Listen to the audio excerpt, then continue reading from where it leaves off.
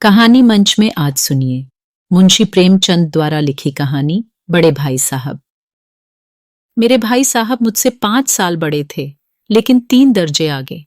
उन्होंने भी उसी उम्र में पढ़ना शुरू किया था जब मैंने शुरू किया, लेकिन तालीम जैसे महत्व के मामले में वह जल्दबाजी से काम लेना पसंद न करते थे। इस भवन की बुनियाद खूब मजबूत डालना चाहते थे, जिस पर आलीशान महल बन सके। 1 साल का काम 2 साल में करते थे, कभी कभी 3 साल भी लग जाते थे। बुनियाद ही पुख्ता न हो तो मकान कैसे पायेदार बने। मैं छोटा था, वह बड़े थे। मेरी उम्र 9 साल की, वह 14 साल के थे। उन्हें मेरी तंबीह और निगरानी का पूरा जन्म सिद्ध अधिकार था, और मेरी शालीनता इसी में थी कि उनके हुक्म को कानून समझूं। वह स्वभाव से बड़े अध्ययनशील थे, हरदम किताब खोले बैठे रहते और शायद दिमाग को आराम देने के लिए कभी कॉपी पर, कभी किताब के हाशियों पर चिड़ियों, कुत्तों, बल्लियों की तस्वीरें बनाया करते थे। कभी कभी एक ही नाम या शब्द या वाक्य 10-20 बार लिख डालते। कभी एक शेर को बार बार सुंदर अक्षरों में नकल करते। कभी ऐसी शब्द रचना करते जिसमें न कोई अर्थ होता, न कोई सामंजस्य। मसलन एक बार उनकी कॉपी पर मैंने यह इबारत देखी, स्पेशल, अमीना, भाइयों भाइयों, दरअसल, भाई भाई, राघेश्याम, श्रीयुत राघेश्याम। 1 घंटे तक। इसके बाद एक आदमी का चेहरा बना हुआ था। मैंने चेष्टा की कि इस पहेली का कोई अर्थ निकालूं, लेकिन असफल रहा और उनसे पूछने का साहस न हुआ। वह 9वीं जमात में थे, मैं 5वीं में।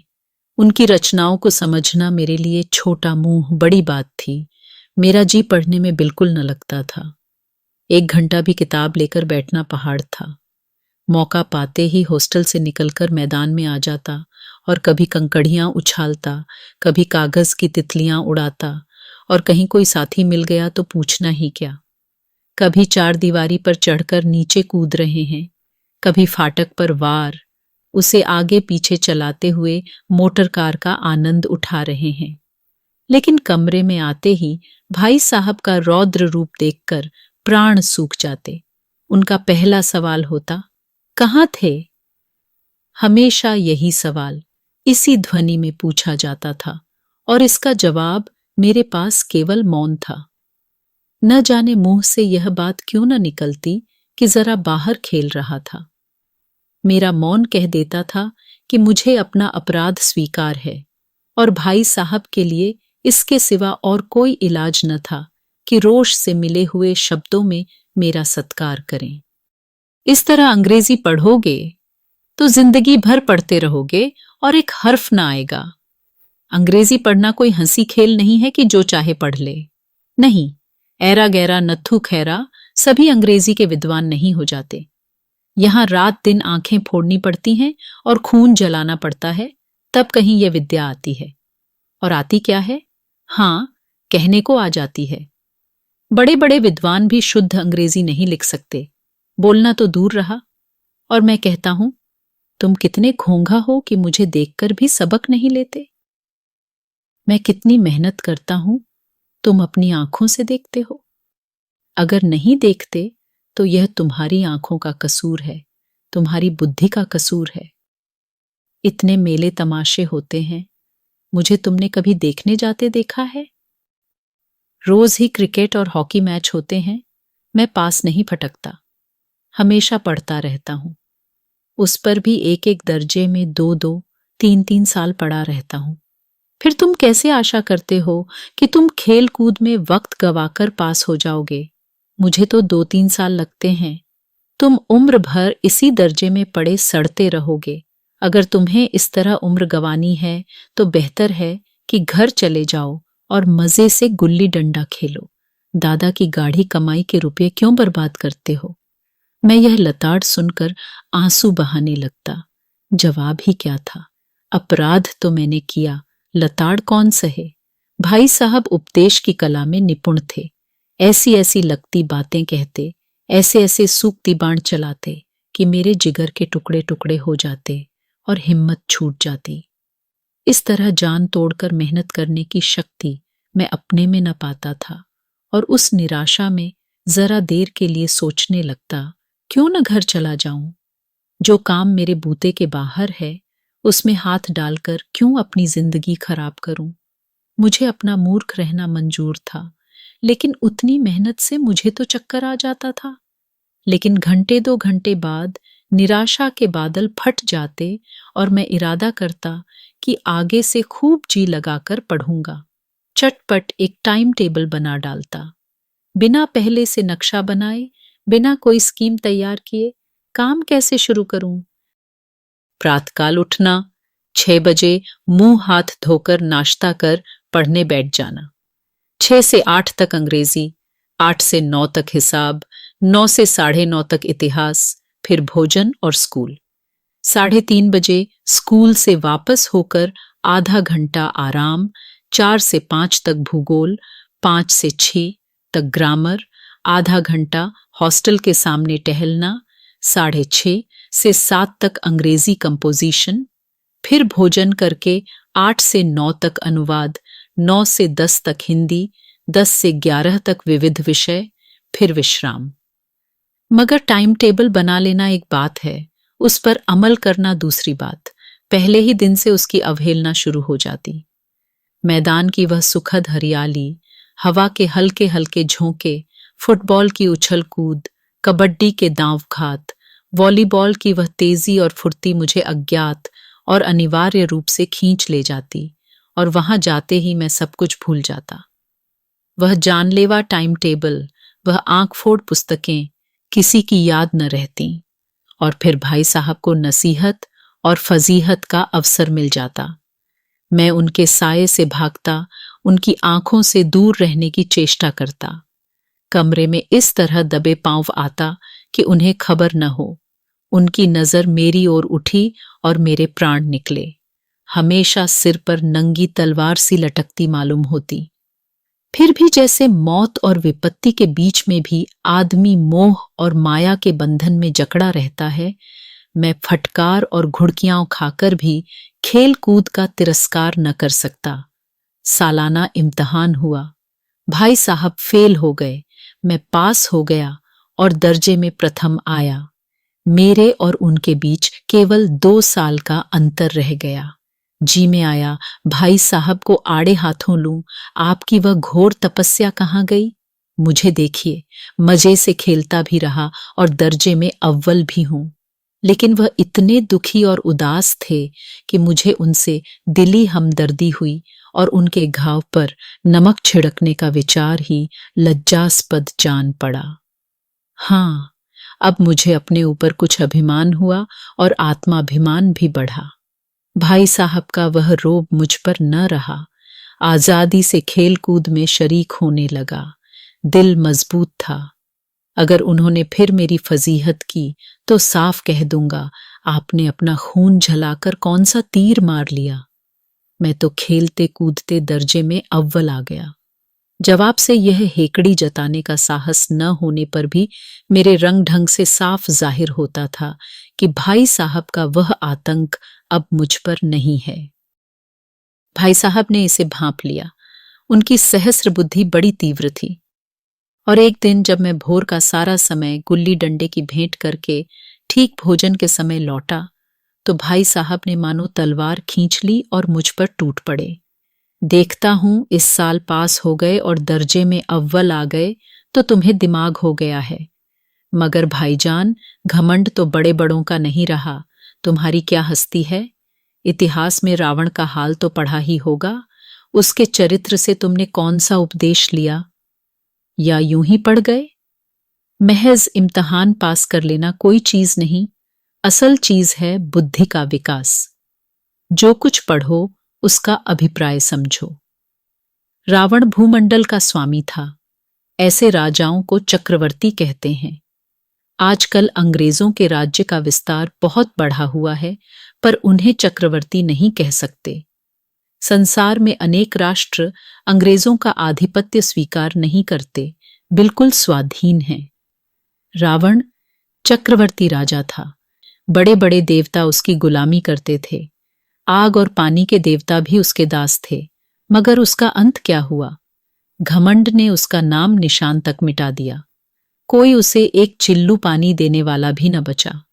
आदमी जो कुकर्म चाहे करे, पर अभिमान न करे, इतराए नहीं। अभिमान किया और दीन दुनिया से गया। शैतान का हाल भी पढ़ा ही होगा।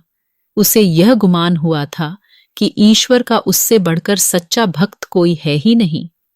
अंत में यह हुआ कि स्वर्ग से नरक में ढकेल दिया गया। शाहरुम ने भी एक बार अहंकार किया था। भीख मांग मांग कर मर गया। तुमने तो अभी केवल एक दर्जा पास किया है और अभी से तुम्हारा सिर फिर गया, तब तो तुम आगे बढ़ चुके। यह समझ लो कि तुम अपनी मेहनत से नहीं पास हुए, अंधे के हाथ बटेर लग गई। मगर बटेर केवल एक बार हाथ लग सकती है, बार बार नहीं। कभी कभी गुल्ली डंडे में भी अंधा चोट निशाना पड़ जाता है। उससे कोई सफल खिलाड़ी नहीं हो जाता। सफल खिलाड़ी वह है जिसका कोई निशाना खाली न जाए। मेरे फेल होने पर न जाओ। मेरे दर्जे में आओगे तो दांतों तले पसीना आएगा। जब अलजबरा और ज्योमेट्री के लोहे के चने चबाने पड़ेंगे और इंग्लैंड का इतिहास पढ़ना पड़ेगा। बादशाहों के नाम याद रखना आसान नहीं। 8-8 हेनरी गुजरे हैं। कौन सा कांड किस हेनरी के समय हुआ, क्या यह याद कर लेना आसान समझते हो? हेनरी 7वें की जगह हेनरी 8वां लिखा और सब नंबर गायब। सफाचट। सिर्फ भी न मिलेगा, सिफर भी। हो किस ख्याल में? दर्जनों तो जेम्स हुए हैं, दर्जनों विलियम, और कोड़ियों चार्ल्स। दिमाग चक्कर खाने लगता है, आंधी रोग हो जाता है। इन अभागों को नाम भी न जुड़ते थे। एक ही नाम के पीछे दोयम, तेयम, चहारम, पंचम लगाते चले गए। मुझसे पूछते तो 10 लाख नाम बता देता को थे। दाल भात रोटी खाई या भात दाल रोटी खाई, इसमें क्या रखा है? मगर इन परीक्षकों को क्या परवाह। वे तो वही देखते हैं जो पुस्तक में लिखा है। चाहते हैं कि लड़के अक्षर अक्षर रट डालें, और इसी रटंत का नाम शिक्षा रख छोड़ा है। आखिर इन बेसिर पैर की बातों को पढ़ने से क्या फायदा? इस रेखा पर वह लंब गिरा दो तो आधार लंब से दुगना होगा। पूछिए, इससे क्या प्रयोजन? दुगना नहीं, चौगुना हो जाए या आधा ही रहे, मेरी बला से। लेकिन परीक्षा में पास होना है तो यह सब खुराफात याद करनी पड़ेगी। कह दिया, समय की पाबंदी पर एक निबंध लिखो जो 4 पन्नों से कम न हो। अब आप कापी सामने खोले, कलम हाथ में लिए, उसके नाम को रोइए। कौन नहीं जानता कि समय की पाबंदी बहुत अच्छी बात है। इससे आदमी के जीवन में संयम आ जाता है, दूसरों का उस पर स्नेह होने लगता है और उसके कारोबार में उन्नति होती है। जरा सी बात पर 4 पन्ने कैसे लिखें? जो बात एक वाक्य में कही जा सके उसे 4 पन्नों में लिखने की क्या जरूरत? मैं तो इसे हिमाकत समझता हूं। यह तो समय की किफायत नहीं बल्कि उसका दुरुपयोग है कि व्यर्थ में किसी बात को ठूंस दिया जाए। हम चाहते हैं आदमी को जो कुछ कहना हो चटपट कह दे और अपनी राह ले, मगर नहीं, आपको 4 पन्ने रंगने पड़ेंगे, चाहे जैसे लिखिए, और पन्ने भी पूरे फुलस्केप आकार के। यह छात्रों पर अत्याचार नहीं तो और क्या है। अनर्थ तो यह है कि कहा जाता है संक्षेप में लिखो। समय की पाबंदी पर संक्षेप में एक निबंध लिखो जो 4 पन्नों से कम न हो। ठीक, संक्षेप में 4 पन्ने हुए, नहीं तो शायद 100-200 पन्ने लिखवाते। तेज भी दौड़िए और धीरे धीरे भी। है उल्टी बात या नहीं? बालक भी इतनी सी बात समझ सकता है, लेकिन इन अध्यापकों को इतनी तमीज भी नहीं। उस पर दावा है कि हम अध्यापक हैं। मेरे दर्जे में आओगे लाला तो ये सारे पापड़ बेलने पड़ेंगे और तब आटे दाल का भाव मालूम होगा। इस दर्जे में अव्वल आ गए हो तो जमीन पर पांव नहीं रखते।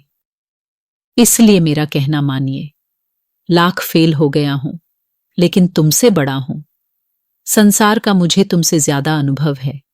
जो कुछ कहता हूं उसे गिरह बांधिए, नहीं पछताओगे। स्कूल का समय निकट था, नहीं तो ईश्वर जाने यह उपदेश माला कब समाप्त होती। भोजन आज मुझे निस्वाद सा लग रहा था। जब पास होने पर यह तिरस्कार हो रहा है तो फेल हो जाने पर तो शायद प्राण ही ले लिए जाएं। भाई साहब ने अपने दर्जे की पढ़ाई का जो भयंकर चित्र खींचा था, उसने मुझे भयभीत कर दिया। कैसे स्कूल छोड़कर घर नहीं भागा, यही ताज्जुब है। लेकिन इतने तिरस्कार पर भी पुस्तकों में मेरी अरुचि ज्यों की त्यों बनी रही। खेल कूद का कोई अवसर हाथ से न जाने देता। पढ़ता भी था, मगर बहुत कम। बस इतना कि रोज का टास्क पूरा हो जाए और दर्जे में जलील न होना पड़े। अपने ऊपर जो विश्वास पैदा हुआ था, वह फिर लुप्त हो गया और फिर चोरों का सा जीवन कटने लगा। फिर सालाना इम्तिहान हुआ और कुछ ऐसा संयोग हुआ कि मैं फिर पास हुआ और भाई साहब फिर फेल हो गए। मैंने बहुत मेहनत न की, पर न जाने कैसे दर्जे में अव्वल आ गया। मुझे खुद अचरज हुआ। भाई साहब ने प्राणांतक परिश्रम किया था। कोर्स का एक एक शब्द चाट गए थे। 10 बजे रात तक पढ़ाई, 4 बजे भोर से उठकर पढ़ाई और सुबह 6 से 9:30 तक स्कूल जाने से पहले पढ़ाई। मुद्रा कांतिहीन हो गई थी, मगर बेचारे फेल हो गए। मुझे उन पर दया आती थी। नतीजा सुनाया गया तो वह रो पड़े और मैं भी रोने लगा। अपने पास होने की खुशी आधी हो गई। मैं भी फेल हो गया होता तो भाई साहब को इतना दुख न होता, लेकिन विधि की बात कौन टाले। मेरे और भाई साहब के बीच में अब केवल एक दर्जे का अंतर रह गया। मेरे मन में एक कुटिल भावना उदय हुई कि कहीं भाई साहब 1 साल और फेल हो जाएं तो मैं उनके बराबर हो जाऊं। फिर वह किस आधार पर मेरी फजीहत कर सकेंगे। लेकिन मैंने इस कमीने विचार को दिल से बलपूर्वक निकाल डाला। आखिर वह मुझे मेरे हित के विचार से ही तो डांटते हैं। मुझे उस वक्त अप्रिय लगता है अवश्य, मगर यह शायद उनके उपदेशों का ही असर है कि मैं लगातार पास होता जा रहा हूं, और वह भी इतने अच्छे नंबरों से। अब की बार भाई साहब बहुत कुछ नर्म पड़ गए थे। कई बार मुझे डांटने का अवसर पाकर भी उन्होंने धीरज से काम लिया। शायद अब वह खुद समझने लगे थे कि मुझे डांटने का अधिकार उन्हें नहीं रहा, या रहा तो बहुत कम। मेरी स्वच्छंदता भी बढ़ी। मैं उनकी सहिष्णुता का अनुचित लाभ उठाने लगा। मुझे कुछ ऐसी धारणा हुई कि मैं तो पास ही हो जाऊंगा, पढ़ूं या न पढ़ूं, मेरी तकदीर बलवान है। इसलिए भाई साहब के डर से जो थोड़ा बहुत पढ़ लिया करता था, वह भी बंद हुआ। मुझे पतंग उड़ाने का नया शौक पैदा हो गया था और अब सारा समय पतंगबाजी की भेंट चढ़ जाता था। फिर भी मैं भाई साहब का अदब करता था और उनकी नजर बचाकर पतंग उड़ाता था। मांझा देना, कन्ने बांधना, पतंग टूर्नामेंट की तैयारियां आदि समस्याएं अब गुप्त रूप से हल की जाती थीं। मैं भाई साहब को यह संदेह नहीं होने देना चाहता था कि उनका सम्मान और लिहाज मेरी नजरों में कम हो गया है। एक दिन संध्या समय हॉस्टल से दूर मैं एक पतंग लूटने के लिए बेतहाशा दौड़ा जा रहा था। आंखें आसमान की ओर थीं और मन उस आकाशगामी पथिक की ओर जो मंद गति से झूमता हुआ पतन की ओर जा रहा था, मानो कोई आत्मा स्वर्ग से निकलकर विरक्त मन से नए संस्कार ग्रहण करने जा रही हो। बालकों की एक पूरी सेना लकड़ियां और झड़दार बांस लिए उसका स्वागत करने को दौड़ी आ रही थी। किसी को अपने आगे पीछे की खबर न थी। सभी मानो उस पतंग के साथ ही आकाश में उड़ रहे थे, जहां सब कुछ समतल है। न मोटर कारें हैं, न ट्राम, न गाड़ियां। सहसा भाई साहब से मेरी मुठभेड़ हो गई, जो शायद बाजार से लौट रहे थे। उन्होंने वहीं मेरा हाथ पकड़ लिया और उग्र भाव से बोले, इन बाजारी लौंडों के साथ धेले के पतंग के लिए दौड़ते तुम्हें शर्म नहीं आती? तुम्हें इसका भी कुछ लिहाज नहीं कि अब नीची जमात में नहीं हो, बल्कि 8वीं जमात में आ गए हो और मुझसे केवल एक दर्जा नीचे हो। आखिर आदमी को कुछ तो अपनी पोजीशन का ख्याल करना चाहिए। एक जमाना था जब लोग 8वां दर्जा पास करके नायब तहसीलदार हो जाते थे। मैं कितने ही मिडिल स्कूल पास लोगों को जानता हूं जो आज अव्वल दर्जे के डिप्टी मजिस्ट्रेट या सुपरिटेंडेंट हैं। कितने ही 8वीं जमात वाले हमारे लीडर और समाचार पत्रों के संपादक हैं। बड़े बड़े विद्वान उनकी मातहती में काम करते हैं और तुम उसी 8वें दर्जे में आकर बाजारी लौंडों के साथ पतंग के लिए दौड़ रहे हो। मुझे तुम्हारी इस कम अक्ली पर दुख होता है। तुम ज़हीन हो, इसमें शक नहीं, लेकिन वह ज़हन किस काम का जो हमारे आत्मगौरव की हत्या कर डाले। तुम अपने दिल में समझते होगे कि मैं भाई साहब से महज एक दर्जा नीचे हूं और अब उन्हें मुझसे कुछ कहने का हक नहीं है, लेकिन यह तुम्हारी गलती है। मैं तुमसे 5 साल बड़ा हूं और चाहे आज तुम मेरी ही जमात में आ जाओ और परीक्षकों का यही हाल रहा तो निस्संदेह अगले साल तुम मेरे समकक्ष हो जाओगे और शायद 1 साल बाद तुम मुझसे आगे निकल जाओ। लेकिन मुझ में और तुम में जो 5 साल का अंतर है उसे तुम क्या, खुदा भी नहीं मिटा सकता। मैं तुमसे 5 साल बड़ा हूं और हमेशा रहूंगा। मुझे दुनिया का और जिंदगी का जो तजुर्बा है तुम उसकी बराबरी नहीं कर सकते।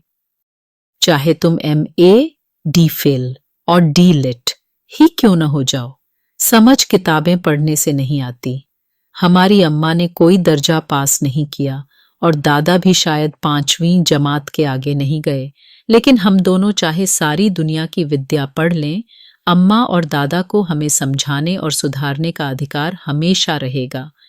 केवल इसलिए नहीं कि वे हमारे जन्मदाता हैं, बल्कि इसलिए कि उन्हें दुनिया का हमसे ज्यादा तजुर्बा है और रहेगा। अमेरिका में किस तरह की राज्य व्यवस्था है और 8वें हेनरी ने कितने विवाह किए और आकाश में कितने नक्षत्र हैं, यह बातें चाहे उन्हें न मालूम हो, लेकिन हजारों ऐसी बातें हैं जिनका ज्ञान उन्हें हमसे और तुमसे ज्यादा है।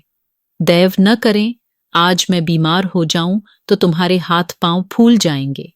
दादा को तार देने के सिवा तुम्हें और कुछ न सूझेगा, लेकिन तुम्हारी जगह पर दादा हों तो न किसी को तार देंगे, न घबराएंगे, न बदहवास होंगे। पहले खुद मर्ज पहचान कर इलाज करेंगे, उसमें सफल न हुए तो किसी डॉक्टर को बुलाएंगे।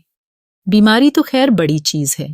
हम तुम तो इतना भी नहीं जानते कि महीने भर का खर्च महीने भर कैसे चले। जो कुछ दादा भेजते हैं उसे हम 20-20 तक खर्च कर डालते हैं और पैसे पैसे को मोहताज हो जाते हैं। नाश्ता बंद हो जाता है, धोबी और नाई से मुंह चुराने लगते हैं। लेकिन जितना आज हम और तुम खर्च कर रहे हैं उसके आधे में दादा ने अपनी उम्र का बड़ा भाग इज्जत और नेकनामी के साथ निभाया है और एक कुटुंब का पालन किया है जिसमें सब मिलाकर 9 आदमी थे। अपने हेडमास्टर साहब ही को देखो, MA हैं कि नहीं, और यहाँ के MA नहीं, ऑक्सफोर्ड के। 1000 रुपये पाते हैं, लेकिन उनके घर का इंतजाम कौन करता है? उनकी बूढ़ी माँ। हेडमास्टर साहब की डिग्री यहाँ बेकार हो गई। पहले खुद घर का इंतजाम करते थे, खर्च पूरा न पड़ता था, कर्जदार रहते थे। जब से उनकी माताजी ने प्रबंध अपने हाथ में ले लिया है, जैसे घर में लक्ष्मी आ गई है, तो भाईजान ये जरूर दिल से निकाल डालो कि तुम मेरे समीप आ गए हो और अब स्वतंत्र हो। मेरे देखते तुम बेराह नहीं चल पाओगे। अगर तुम यूं न मानोगे तो मैं थप्पड़ दिखाकर इसका प्रयोग भी कर सकता हूं। मैं जानता हूं तुम्हें मेरी बातें जहर लग रही हैं। मैं उनकी इस नई युक्ति से नतमस्तक हो गया।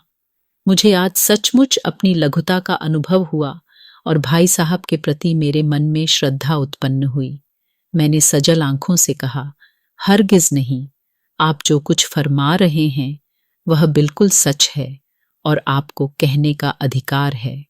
भाई साहब ने मुझे गले लगा लिया और बोले, बाल कनकौए उड़ाने को मना नहीं करता, मेरा जी भी ललचाता है, लेकिन क्या करूं, खुद बेराह चलूं तो तुम्हारी रक्षा कैसे करूं? यह कर्तव्य भी तो मेरे सिर पर है। संयोग से उसी वक्त एक कटा हुआ कनकौआ हमारे ऊपर से गुजरा। उसकी डोर लटक रही थी। लड़कों का एक गोल पीछे पीछे दौड़ा चला आ रहा था। भाई साहब लंबे हैं ही, उछलकर उसकी डोर पकड़ ली और बेतहाशा हॉस्टल की तरफ दौड़े। मैं पीछे पीछे दौड़ रहा था